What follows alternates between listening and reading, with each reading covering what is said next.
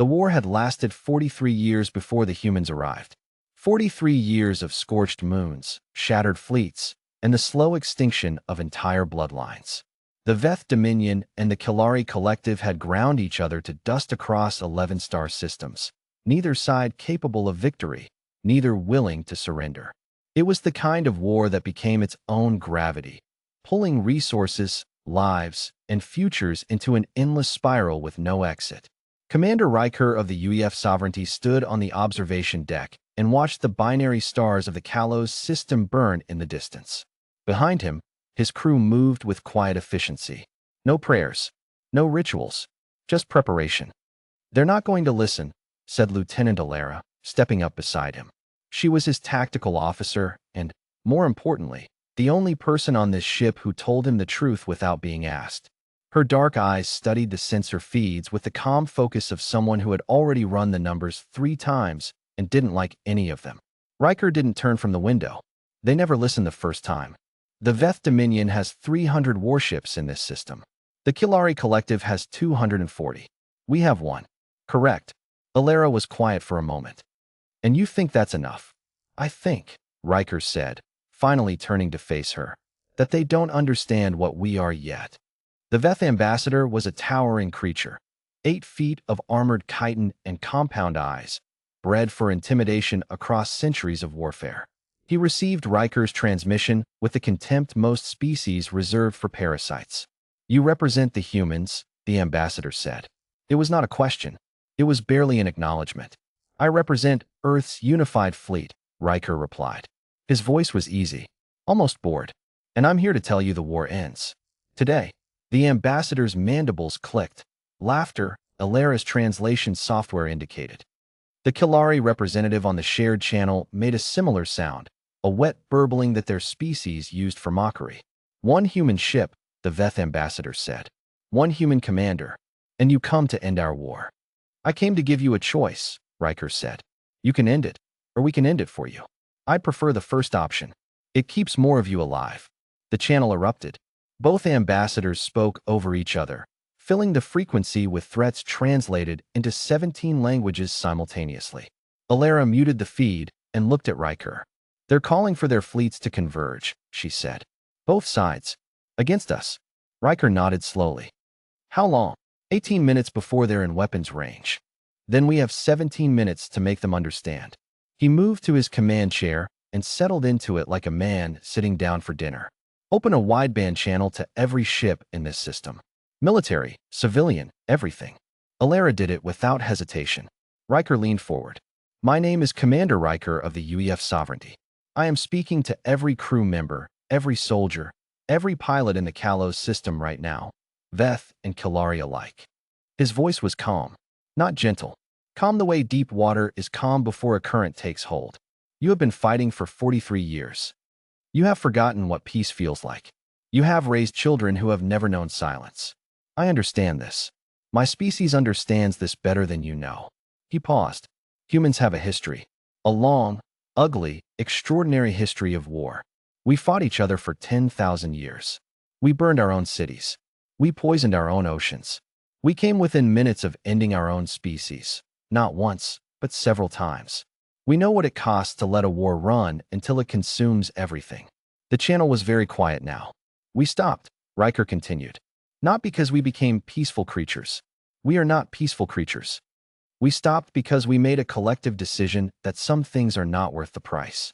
And then we enforced that decision on ourselves and, eventually, on others." He let that sit for exactly 3 seconds. "You have 17 minutes before your fleets reach weapons range of this ship. I am asking you to use those 17 minutes to consider what happens next. Not to us. We are 1 ship. We accept the risk of what we came here to do. I am asking you to consider what happens to you, to both of you, if this war continues without our intervention." In the war rooms of 5 Veth dreadnoughts, analysts quietly pulled up the human file. The information was not classified. The UEF had made certain of that.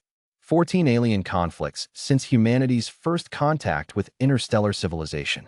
14 situations where warfare had spiraled beyond control. 14 times a human fleet had arrived and delivered the same message. 11 of those conflicts had ended within 72 hours of human arrival. The other 3 had not ended quickly. Those 3 were the ones analysts stared at the longest.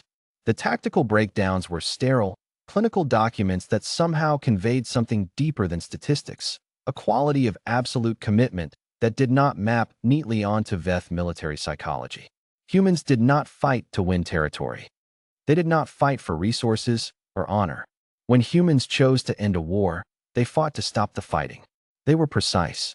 They were methodical. They removed the ability to continue weapons, infrastructure, command structures, with a surgical focus that the Veth had no cultural framework to fully process. They did not hate their enemies. That was the part that disturbed Veth strategists most. The human fleet in those 3 conflicts had not been angry. The logs showed calm voices, professional communications, crews that slept and ate on schedule.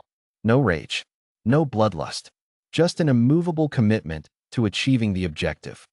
A Veth warrior who wasn't angry was a warrior who had given up. A human who wasn't angry, it seemed, was a human who had already decided the outcome. Alara watched the fleet sensors. 12 minutes, she said quietly. Riker had not moved from his chair. They're slowing, Alara said.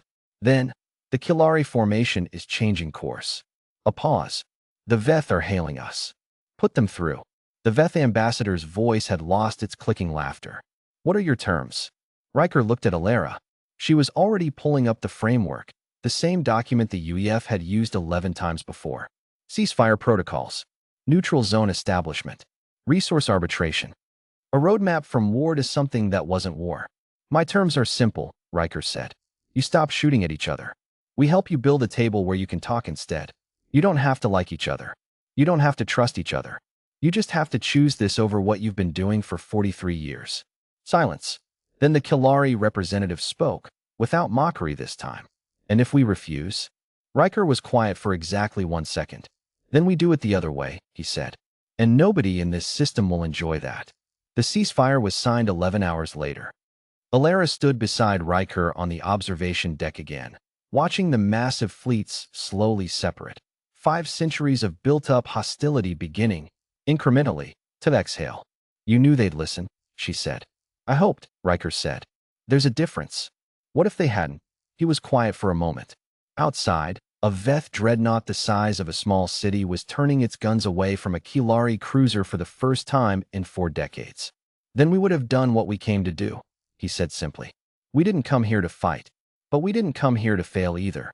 Alara nodded slowly. She understood, had always understood, the thing that made humans so strange to every other species they encountered. Humans didn't begin wars, but when they chose to end one, the universe rearranged itself accordingly. Far across the galaxy, in a dozen other burning systems, other commanders with other names were reading their own briefings, checking their own fuel cells, and preparing to deliver the same quiet, immovable message. The humans had arrived. The war was over. It just didn't know it yet.